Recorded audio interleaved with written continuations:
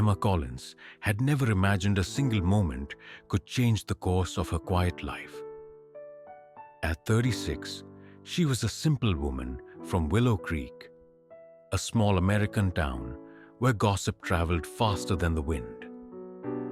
She worked at a diner, played piano only for her late mother's memory, and rarely stepped outside the rhythm of her calm routines.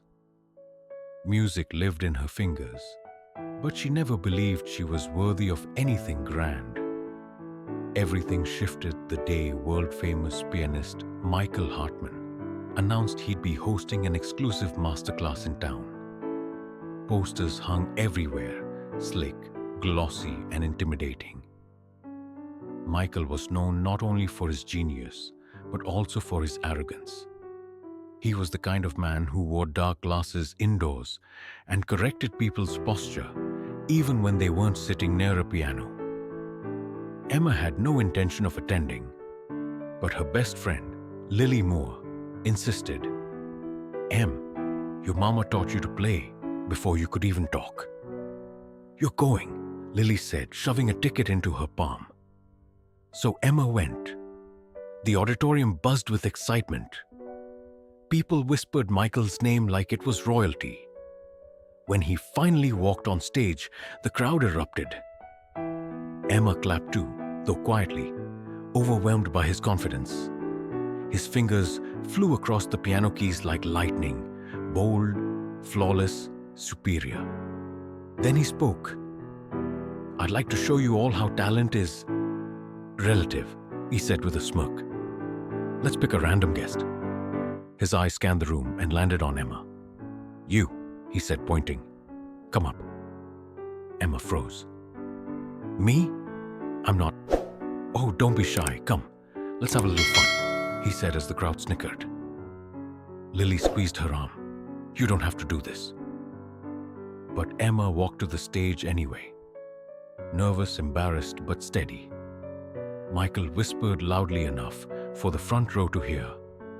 "Let's see what a simple woman from a diner can do." Laughter filled the room. Her cheeks burned. Emma sat at the piano, her hands trembling. She heard Michael say, "Just play anything. It's only for entertainment." Anything? She closed her eyes. Suddenly she felt her mother's hand guiding hers, like she used to when Emma was little. The room faded. The fear faded. Her fingers pressed the first chord. And in that moment, the entire auditorium grew silent, so silent, she could almost hear hearts stopping. Because Emma Collins was about to play something none of them were prepared for. The first note Emma played was soft, almost fragile, like a memory being gently dusted off. But then, her hands began to move with a confidence that didn't match the trembling she felt moments earlier. The melody flowed, warm, heartbreaking, and full of depth no one expected. It wasn't a song any of them recognized, but it felt alive, like every note carried a lifetime of stories. Michael's smirk slowly faded. People leaned forward in their seats. The whispers stopped. The auditorium, filled with nearly 600 attendees, suddenly felt like a tiny room holding one enormous heartbeat. Emma's fingers danced effortlessly, light when the music called for it, powerful when emotion demanded it. The crowd was no longer laughing. They were mesmerized. Lily covered her mouth with both hands. "Oh my God, Emma," she whispered. The final chord rang out, long and full, settling over the audience like falling snow. Silence stretched for a full 5 seconds. Then applause erupted so loudly it almost startled Emma. Some people stood, cheering. Others wiped tears from their eyes.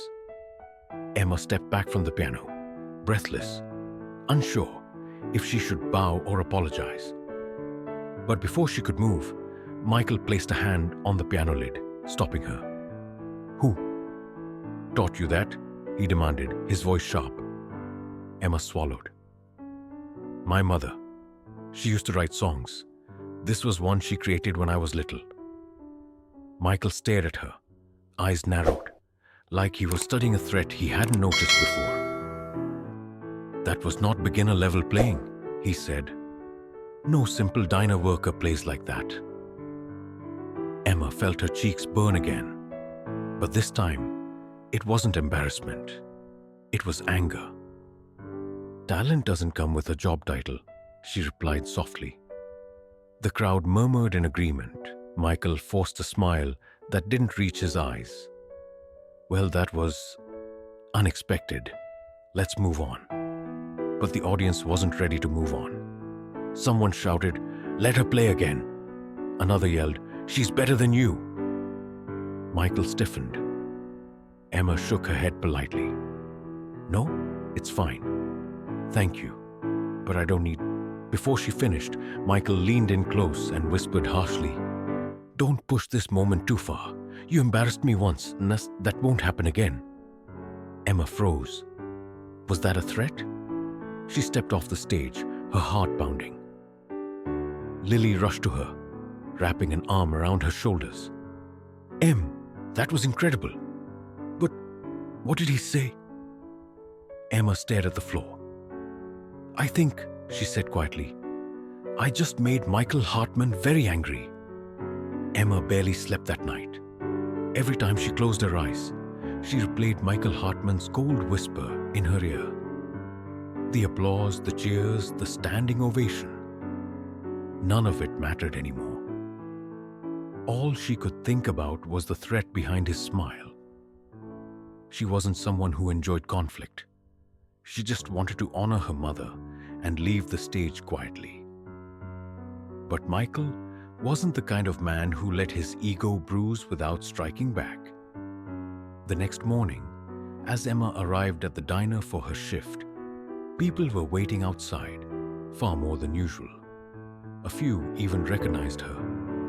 "Hey, you're the girl from the masterclass," one woman said, pulling out her phone. "That was amazing," another added.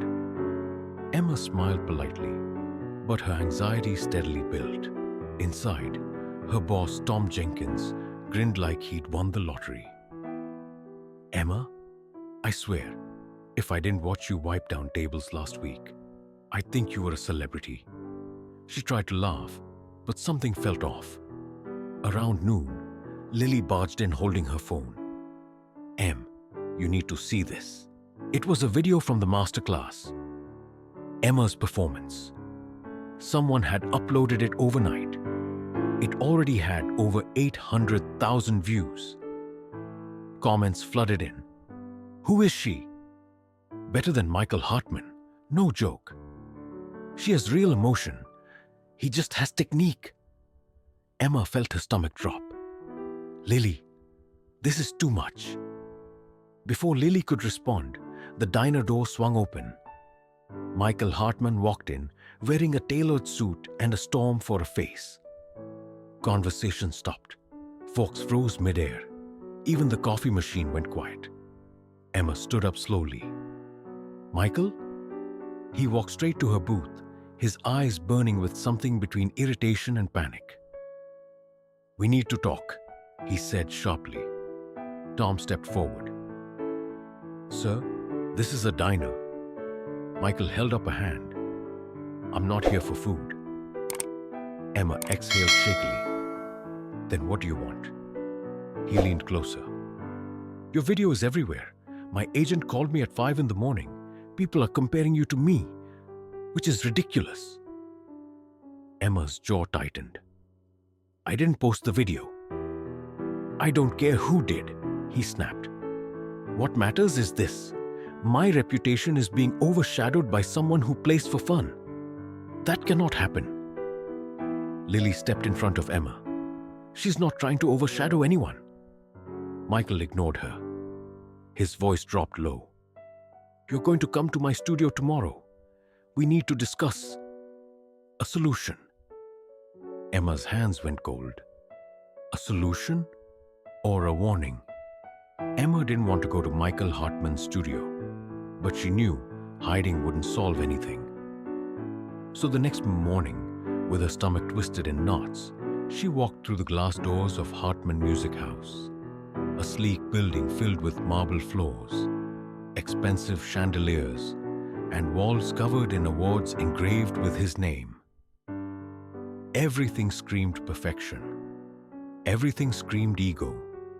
A receptionist led her upstairs to a private room. Michael was already there, seated behind a glossy black grand piano. He didn't look up when she entered. "You're late," he said. "It's 9:30, Emma replied, checking her watch. "I said 9, he snapped, pressing a single irritated key. Emma took a slow breath. "Why did you call me here?" Michael finally looked at her, folding his arms.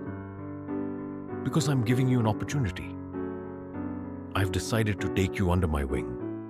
I'll present you as my discovery. The woman I trained, my student." Emma stared at him. "Your student?" "Yes," he said, standing. "People think you outplayed me. They think you have raw emotion." He scoffed. "But talent without guidance is useless. If you work under my name, I stay on top. And you get a small taste of the spotlight. It's a win-win." "No," she said immediately. Michael blinked. "What do you mean, no?" "I'm not going to pretend you created my talent," Emma said firmly. "My mother taught me everything. Not you." Michael's jaw flexed. "If you don't work with me, I will make sure every door in this industry stays shut for you. You don't know how this world works." "I don't need your world," she replied. His expression darkened. "You embarrassed me on stage, and now you're going to embarrass me publicly? I won't allow it." Emma turned to leave, but Michael grabbed her wrist. "Let go," she said sharply. Right then, the door swung open. A man in a grey suit stepped inside. Evan Brooks, a popular music journalist with millions of followers. He froze when he saw them. "Am I interrupting?" Evan asked. Michael instantly dropped Emma's wrist. "No, we were just finishing." Evan glanced at Emma, noticing the fear in her eyes. "I actually came to interview you," he said to her directly. "Your performance is the biggest story in music right now." Michael's face drained of color. Emma swallowed, steadying herself. "I'd be honored," she said. Michael stepped forward. "She's not available." Evan raised an eyebrow. "Actually, she is." For the first time, Emma realized something important. She wasn't alone anymore. Evan led Emma out of the studio and into the lobby, away from Michael's tightening glare. Once they were in a quieter corner, he spoke gently. "I saw your video last night. You play with the sincerity most professionals spend their whole lives trying to fake." Emma lowered her eyes, overwhelmed. "I never wanted all this attention." "Maybe not," Evan said. "But sometimes the world finds the right person at the right moment." He scheduled the interview for later that afternoon.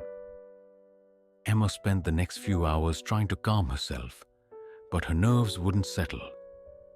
She could almost feel Michael planning his next move. He had spent years at the top. He wasn't going to let anyone challenge his throne, especially someone he considered beneath him.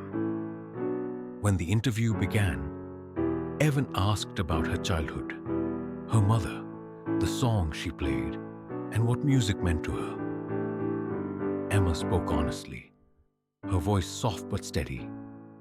Evan listened with genuine interest, something she wasn't used to outside of Lily or her mother. At the end, Evan asked, "Is there anything you want to say about Michael Hartman?" Emma hesitated. She didn't want drama. She didn't want revenge. But she did want truth. "I think Michael is talented," she said carefully. "But talent doesn't give anyone the right to belittle others. Music isn't a competition. It's expression. and no one should feel small for sharing their gift. The interview went live the next morning. Within hours, it exploded. People praised her honesty, her humility, her heart. Celebrities reposted it. Pianists reacted to her performance. Even music schools reached out, offering to collaborate with her. And then, the biggest shock came. An email arrived from the National Symphony Foundation, inviting Emma to perform at their spring showcase, one of the most prestigious events in the country. Lily screamed. Tom nearly fainted. Emma cried into her hands. Michael, however, released a bitter statement online claiming Emma was overhyped, untrained, and emotion-driven rather than skilled. But his words backfired badly. People slammed him for arrogance and jealousy. Sponsors distanced themselves. His reputation cracked under the weight of his own behavior. The night of the showcase, Emma walked onto the stage dressed in a simple navy gown. The crowd stood before she even touched the piano. She sat, closed her eyes, and played her mother's melody. This time stronger, freer, and without fear. When she finished, the audience erupted in applause that felt like thunder. Emma Collins, the simple woman from a diner, had not only stunned the world, she had risen above it, and she never looked back. Thank you so much for watching this story till the end. I hope you enjoyed it and maybe even learned something from it. If you'd like to hear more stories like this, full of life lessons, drama, and emotions, make sure to hit that subscribe button and turn on the notification bell so you'll never miss an update. Your support means the world, and it helps me keep bringing you more inspiring and unforgettable stories. Stay tuned because more amazing stories are on the way.